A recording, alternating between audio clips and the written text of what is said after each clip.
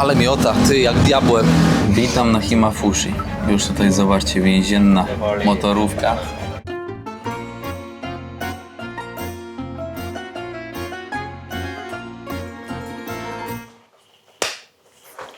Kłaniam się. Witam w nowym odcinku z Malediwów. Opuszczam kwaterę główną w Male. Spelundarę malediwską. Moi drodzy, zapraszam, muszę się śpieszyć.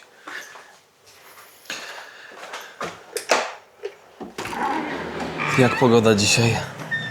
Jest słońce. Dziękuję, że jest słońce. Szanowni Państwo, jest godzina 8:30. O godzinie 9 mam szybko łódź na kolejną wyspę. Na wyspę Himafushi. Na wyspę więzienną. Na wyspę dla recydywistów. Na wyspę ciekawą, ponieważ mieszającą się z charakterem lokalno-surferowo-turystycznym. Więc ruszamy odkrywać Malediwy z troszkę innej strony. Więc zostawcie łapeczkę, komentarz i podajcie odcinek dalej. A ja zaczynam sandałować tak, abyście też zobaczyli chociaż kawałeczek tego Male, które dopiero się budzi.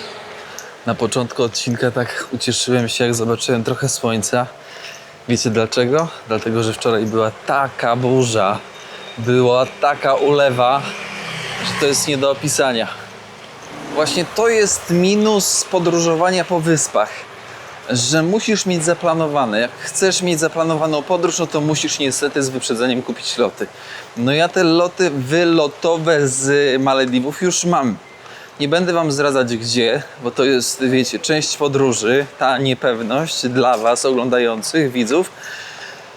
No i też nie zdradzam wam kiedy, za ile odcinków, bo sam tak naprawdę jeszcze nie wiem, ile odcinków uda się stworzyć, na ile pogoda pozwoli i na ile pozwoli mi los, o tak powiem. Bo jak wszystko dobrze pójdzie, to będziecie mieć naprawdę jeden z lepszych odcinków tutaj na kanale, w sensie z lepszych, może nie z lepszych, ale coś w stylu na zasadzie może uda się ogarnąć duszę odcinka, o tak. No więc zobaczymy, więc bądźcie czujni i co? I najważniejsze, moi drodzy, to że pogoda, aby pogoda dopisała. O kurde, się zaplułem. Najgorsze jest to, że na przykład jak pogoda pokazuje przez kolejne dni, ma być deszczowo. I wiecie, pochmurnie i deszczowo. Także akurat na Malediwach, no to największa lipa jaka może być. No mam nadzieję, że będą okienka pogodowe, jak to w takich klimatach zdarza się, czyli deszcz pada bardzo dynamicznie, bardzo szybko, no i też się kończy tak samo. Więc mam taką nadzieję, że będzie w ten sposób.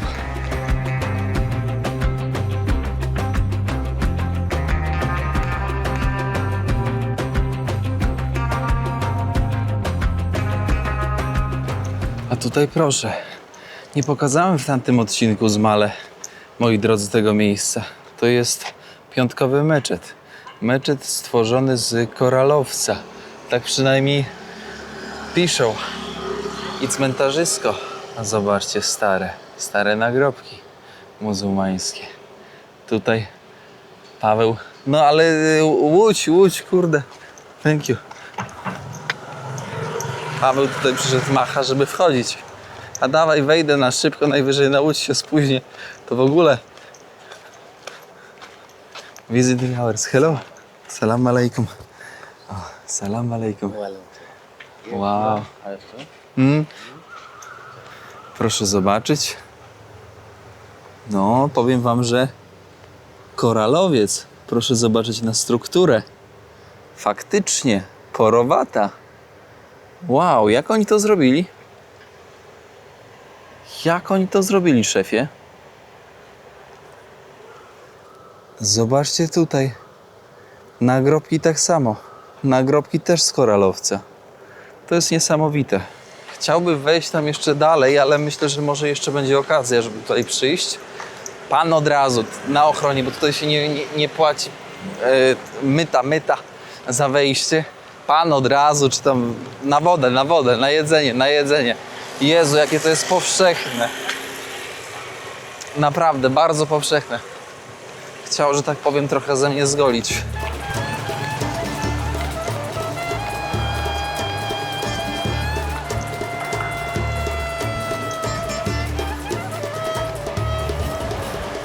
Ale zawiewa dzisiaj. Tutaj mamy wybrzeże, tutaj mamy szybkie łodzie, a tam dalej są promy. Promy są tanie, jak barszcz, ale łodzie jeżdżą w piątki, w święta. A dzisiaj jest piątek. Piątek to dzień wolny w kraju muzułmańskim, więc trzeba się dostosować i zapłacić z 10 dolców, żeby się wydostać stąd.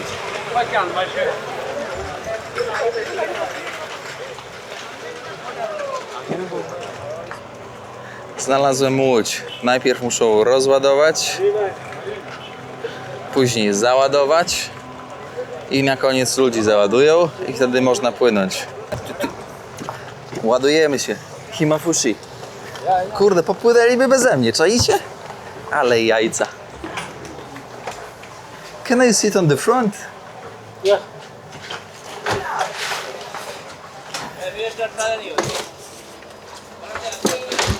Towarzystwo wchodzi. Czy obłożenie jakieś duże będzie w piątek? Nie wiem, wiecie? Mi pokazało w internecie, bo ja przez internet to zabukowałem. Na zasadzie przez internet. No, robisz kolejkę sobie, nie wpłacasz nic i przychodzisz, ale masz miejsce zabukowane. Sytuacja jest taka, że osoby tutejsze płacą 1000 rupieci malediwskich, a ja płacę 155 za to, że jestem turystą. I to jest okej. To jest około 10 dolców, ale zobaczcie, 10 dolców to jest po ichniejszemu 200 rupieci, a po przeliczeniu bankowym to jest 155 rupieci. Czyli jak dajesz komuś 10 dolców, to ten ktoś zarabia z miejsca 45 rupieci, czyli około tam chyba 11 zł, 10-11 zł do przodu. Ja na przykład na wymianie waluty straciłem 55 zł z miejsca, tak po prostu z miejsca, bo wymieniłem w okienku oficjalnym banku, a nie na mieście. Łódka pomieści 27 osób maksymalnie, w tym 600 kg bagażu i, moi drodzy, łódka została wykonana na Malediwach. W tych portach, po których chodziliśmy na odcinku z wysypiska, nie pamiętam, który to był odcinek, no to tam faktycznie były miejsca, gdzie robią łajby właśnie z włókna szklanego, bo to jest, moi drodzy, szybka łódź, motorówka. Nie wiem, czy to można nazwać motorówką. Chyba tak, bo ma motor, ma silnik właśnie z włókna szklanego. To jest włókno szklane, wytrzymałe na przeciążenia i lekkie. Chociaż miejscami pęka. No to standard. Ile my płynąć będziemy, nie wiem. Ale gwoździa wezmę, jak na wypadek, gdybym miał spawać. Choroba autobusowa. Choroba na wodzie morska. 3 gwoździe wziąłem. Dobra, 4 wezmę. Niech porządnie przywali. Dobra, tutaj mamy kapitana. Będziemy płynąć. 20 minut ponoć. Ciekaw jestem, po jakim czasie będą te przeboje żołądkowe. 20 minut, czyli jakby po 15 minutach się zaczęły, to 5 minut przetrwa.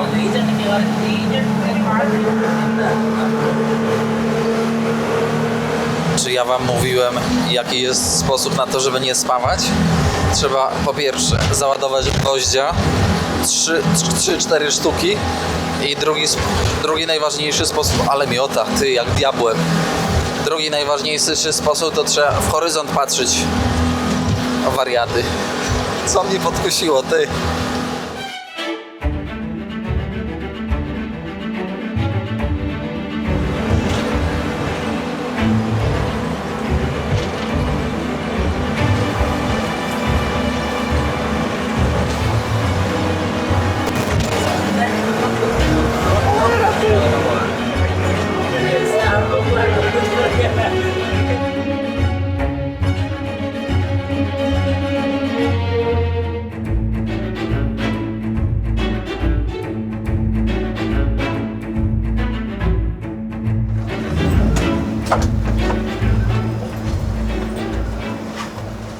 Witam na Himafushi.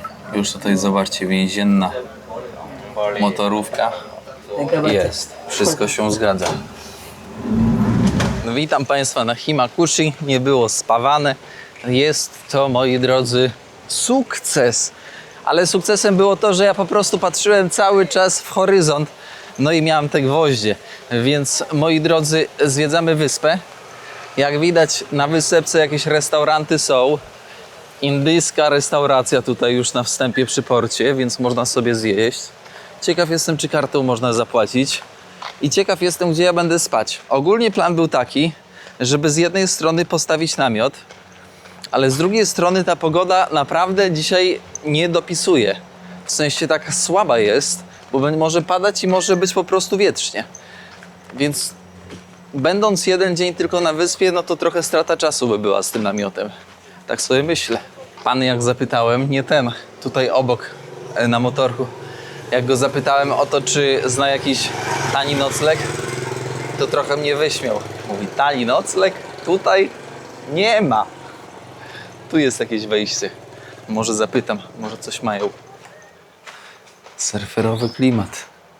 Under construction. No. A co tu mamy? Papuszki. Ojejku, jakie ładne. Papuszki faliste chyba, jak dobrze rozpoznaje dziewczyny. A to kanarek? Zobaczcie za taki hotelik w takiej kondycji, gdzie on się po prostu sypie. No za mniej niż 200 nocleg nie próbujcie. W sensie 200 to jest chyba takie tutaj minimum. 190, 2. O kurde, jak zobaczyłem pokój za 150 zł, bo gość mi opuścił, to myślałem, że mi tam oczy z orbit wyjdą. No powiem wam, że no tragedia. Tragedia, za 150 zł to jest tragedia. Klimatyzacja niedziałająca. I on mówi, wiesz, bo ja ci tutaj obniżkę daję. Kurde, idę dalej, ty. Zalewa. Jak pomyślę o tych noclegach na Białorusi, to powiem wam, że to jakiś kosmos. Jakiś luksus. Idę, zapytam. Najwyżej wezmę jakiś drogi hotel tutaj obok i tyle, i się skończy. Wyspa z takim hipisowskim zacięciem już tutaj widać. Surferowym hipisowskim. Dobra, zachodzę i pytam za 30 dolków. 40 to jest maks. 50 no to tam musiałyby małpy chyba skakać w tym pokoju. Albo nocleg tutaj. A co? Materac jest, no to można. Co to za wyspa, ty? Mordo, gdzie ty w ogóle przypłynąłeś? Tak wygląda park, żebyście też mogli sobie zerknąć. Na prawo patrz i nic nie widać. Szanowni Państwo, tutaj... I'm going outside. Okej, thank you, madam. Tutaj ta pani, która teraz wyszła, ona mnie zgarnęła z ulicy. I słuchajcie, sytuacja taka, ja sobie inna, ona mnie pyta, jak w starym, dobrym stylu. Przepraszam, czy masz jakiś problem? Czy mogę ci pomóc?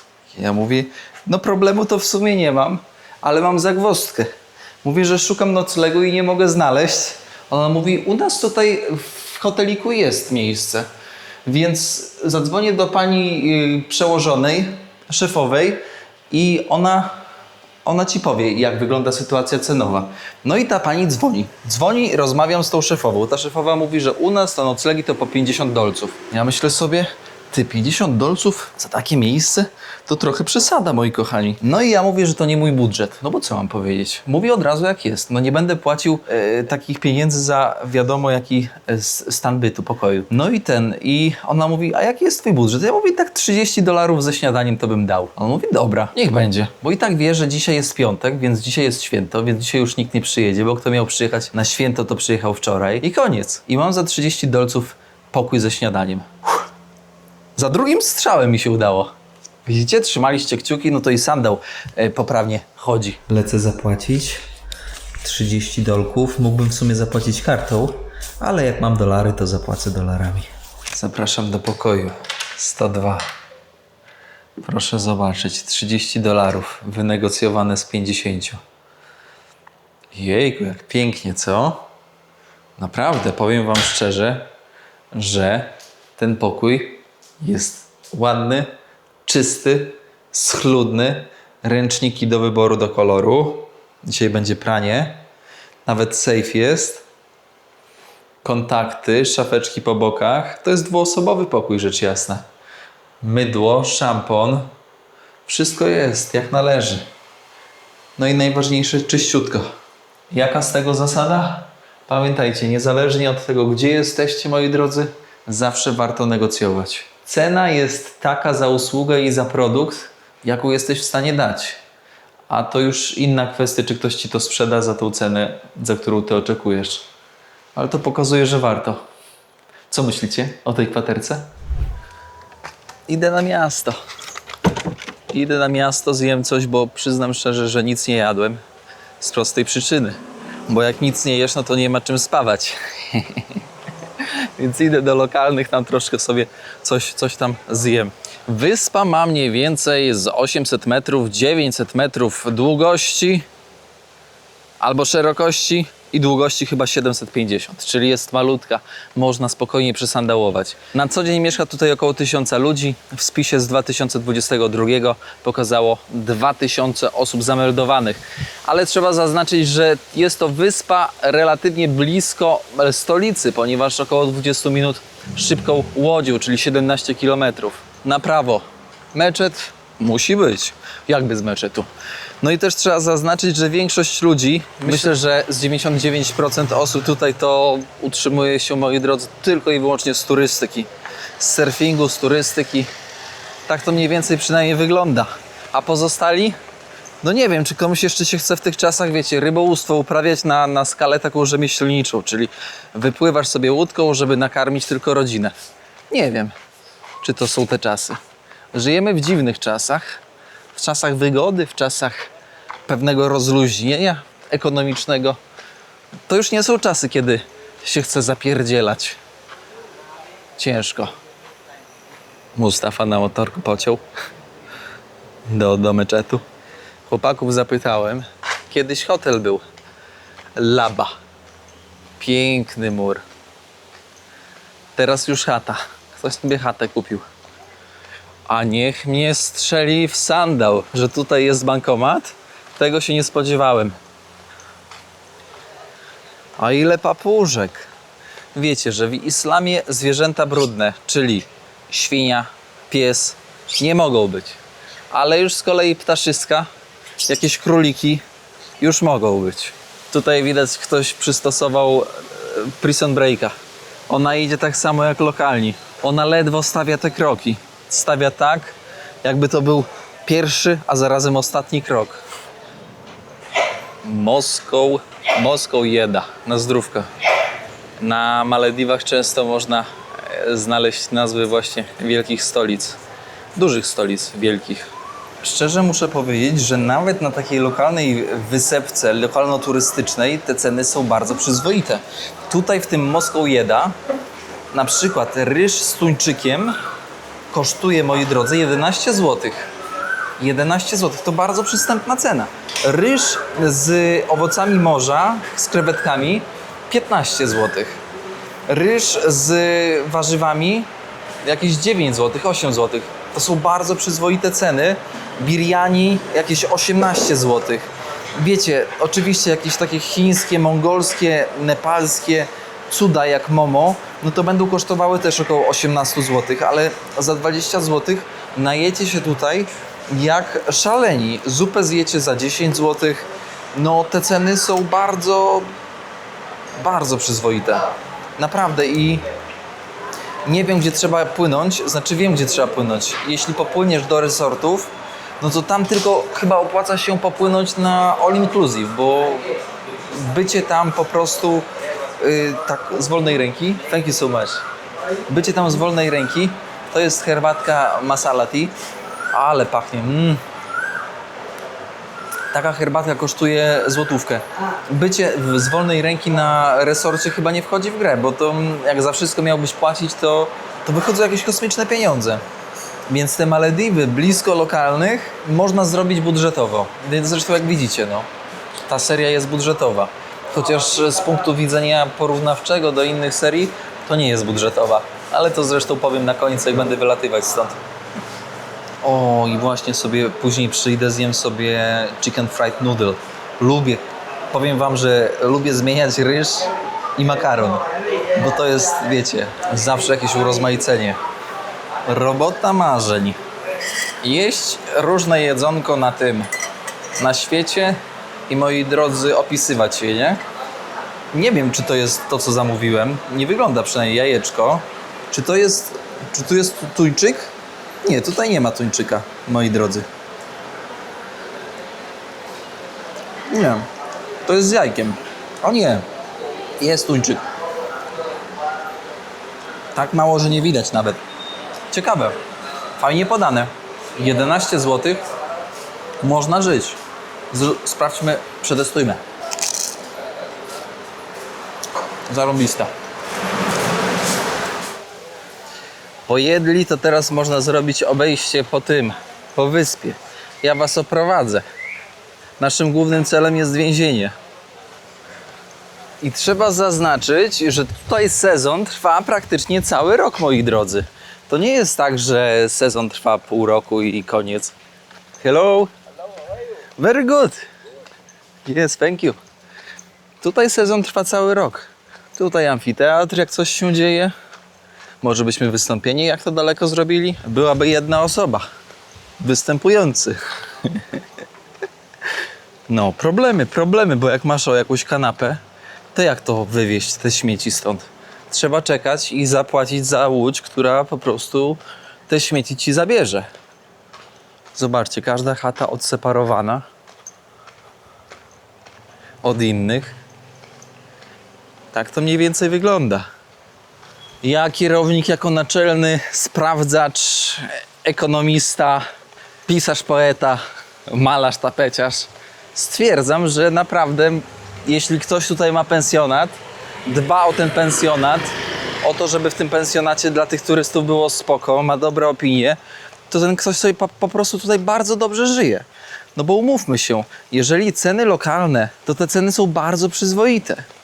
Jak ja na przykład płacę dzisiaj za nocleg 30 dolców, czyli 100, tam chyba 10 zł, no to za 110 zł, jak masz 5 pokoi, masz obłożenie full, bo dzisiaj na przykład jest full obłożenie, no to ponad 500 sobie zgarniasz i naprawdę, zobaczcie, no naprawdę tutaj więcej do życia nie trzeba. Kawałeczek głowy do biznesu i można robić pieniądz.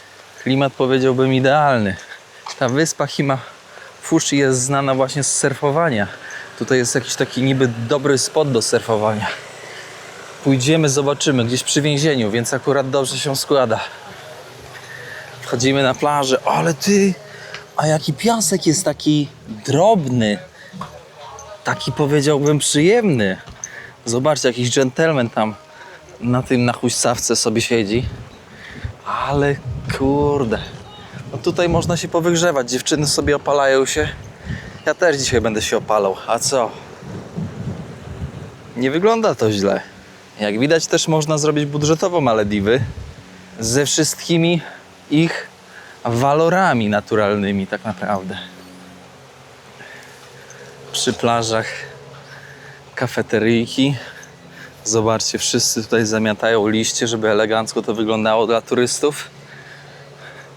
Więc tak naprawdę to, co tutaj widzicie, wciąż jest drogie, ale to jest najtańsza opcja, żeby tutaj być.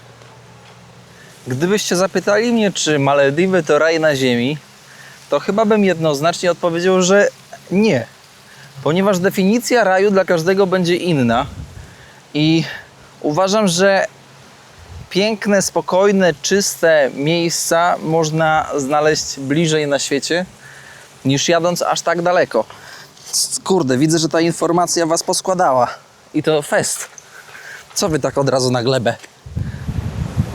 Kawałeczek dalej, ale wieje, moi drodzy. Kawałeczek dalej i już macie taką plażę kamienistą. W sensie to nie jest kamień, to jest, moi drodzy, tak wygląda rafa koralowa, która oddała dech. Proszę zobaczyć. Tak wyglądają martwe koralowce. przez wodę, przez piasek, przez wiatr, wietrzenie fizyczne i po prostu tak tutaj spoczywają. Ostre bardzo. Trzeba uważać. W wodzie też trzeba uważać. Tutaj jedna z publicznych plaż, gdzie można kąpać się bez koszulki. Bo to nie jest tak, że wszędzie można. Są plaże wyznaczone, na których można bez koszulki. I są plaże, zobaczcie, takie, na których nie można. Rygorystycznie. Zobaczcie, jaka ta woda jest płytka. Płyciutka, co?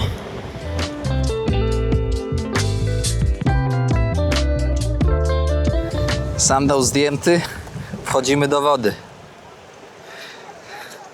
Stopa kierownicza. Jejku, jaka ta woda jest przyjemna. Uff, jaki ten piasek jest taki drobny. Taki jakbym troszkę chodził po soli. Wow. Ale przyjemnie.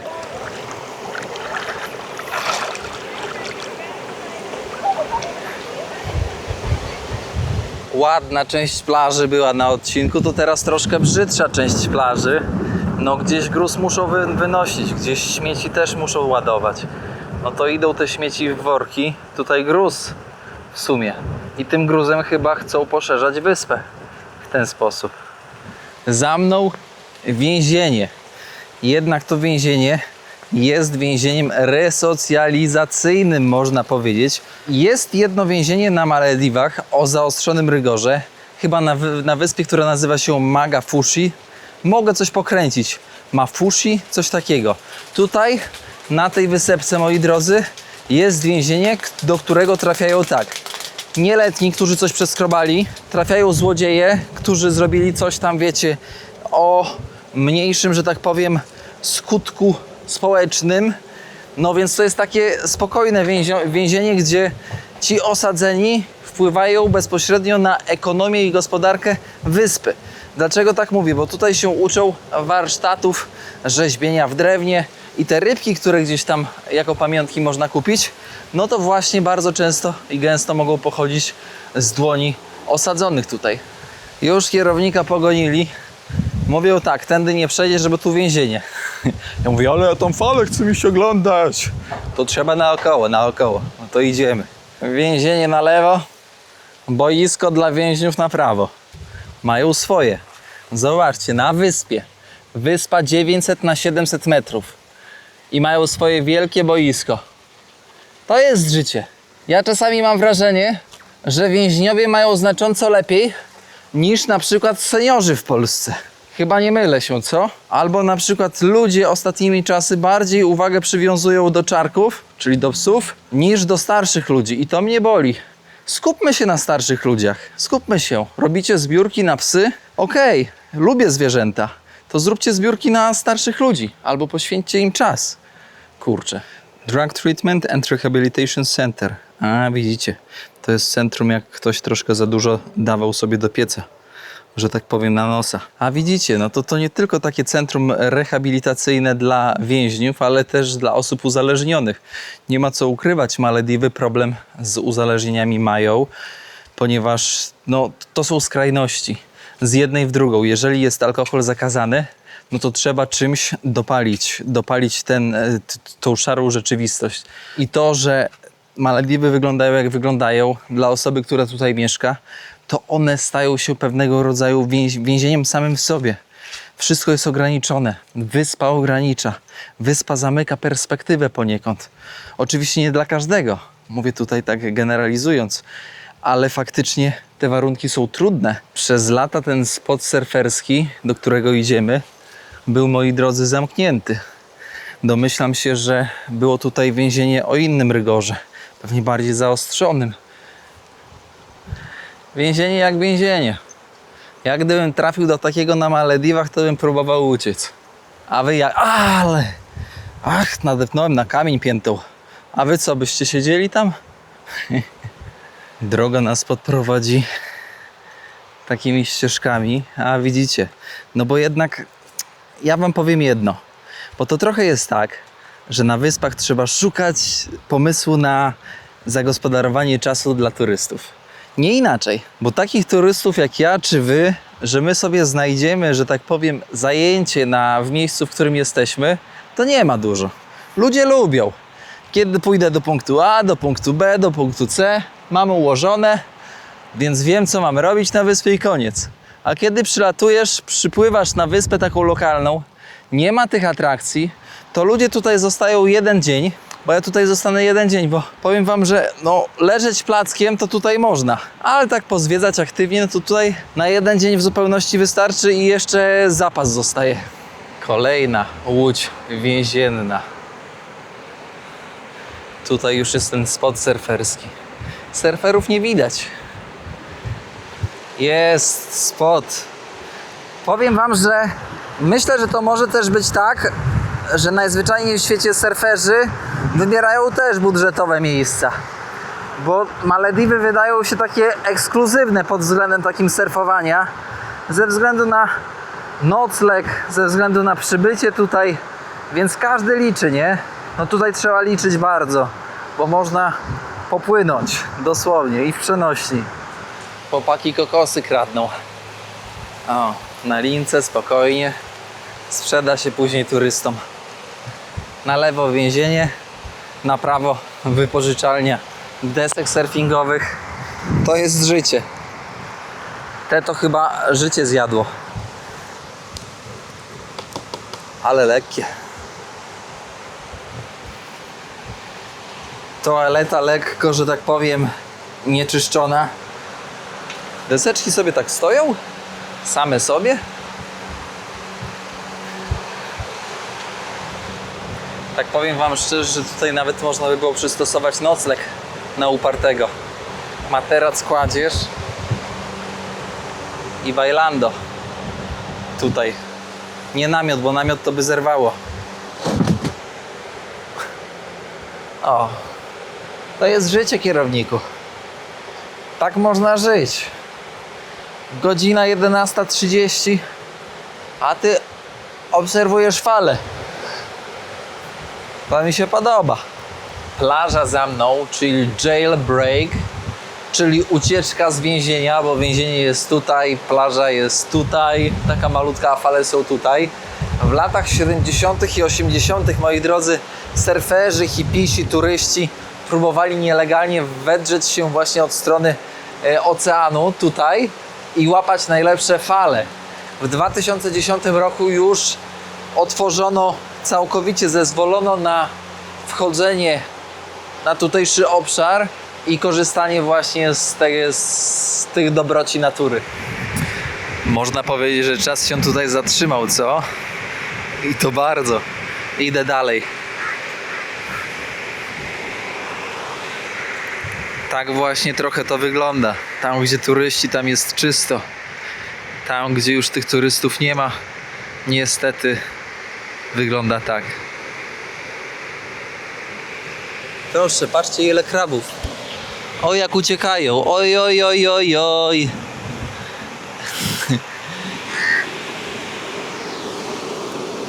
Idąc tak, cały czas stąpam po koralowcach. Zobaczcie, koralowiec, wapień. Moi drodzy, gdyby nie to, tej wyspy by nie było. Tysiące lat dzięki temu, dzięki koralowcom, obumieraniu koralowców, które przez wietrzenie fizyczne, wiatr, wodę, piasek, sól, one zamienią się w pył. One w pewnym momencie nawarstwiają się tym pyłem, tym piaskiem i tworzą wyspę. Tak właśnie powstała wyspa, na której jesteśmy. Na podwodnym wulkanie, który został dosłownie zasypany koralowcami, piaskiem koralowym. Teraz nad naszymi głowami jedna z szybszych opcji na przemieszczanie się pomiędzy wyspami, czyli samoloty, które mogą startować i lądować na wodzie.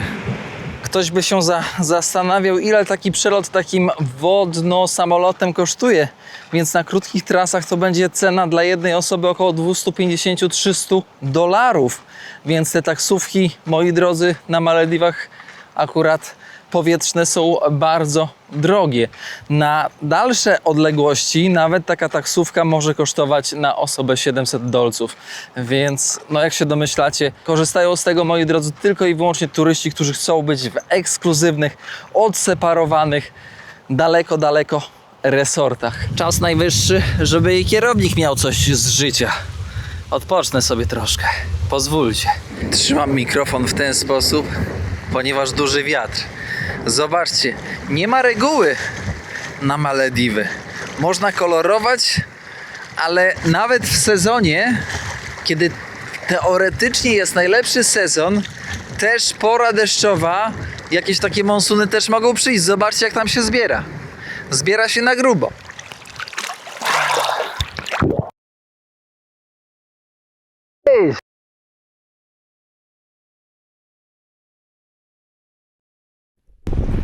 O, jak przyjemnie, kochani. Tak to ja mogę pracować z takiego biura. Ale ja wrócę opalony, ja pierdzielę. Mikrofon! Cholera! O nie!